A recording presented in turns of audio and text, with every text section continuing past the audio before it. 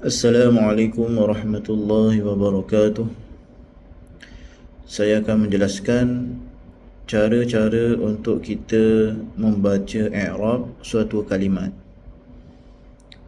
Jadi kepada rakan-rakan yang dah belajar ilmu nahwu, mesti dia pernah berjumpa dengan contoh-contoh i'rab seperti berikut.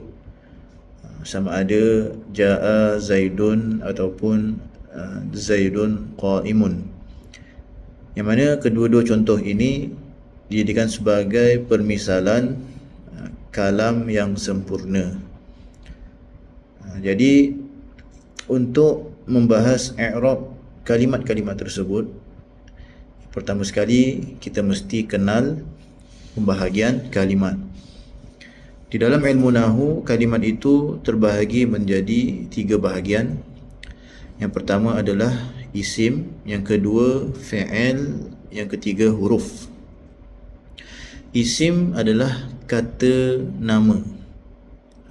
Nama bagi segala benda, itulah namanya isim. Dan juga fi'il adalah kata kerja, kata perbuatan.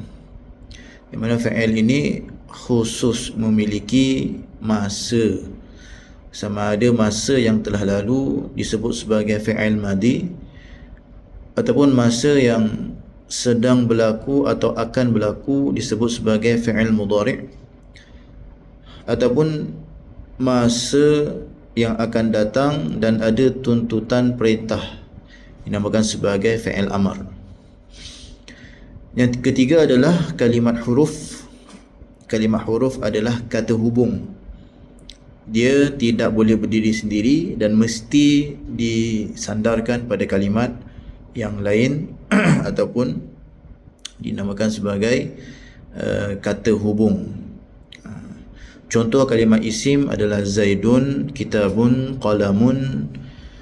Contoh kalimat fi'il, fi'il madhi adalah qama, jaa, nasara dan sebagainya. Contoh kalimat fi'il mudhari' seperti yaqumu, yadribu, yansuru. Contoh bagi kalimat fi'il amar adalah seperti unsur, idrib, if'al. Dan contoh bagi kalimat huruf adalah seperti hal, lam, ma dan sebagainya.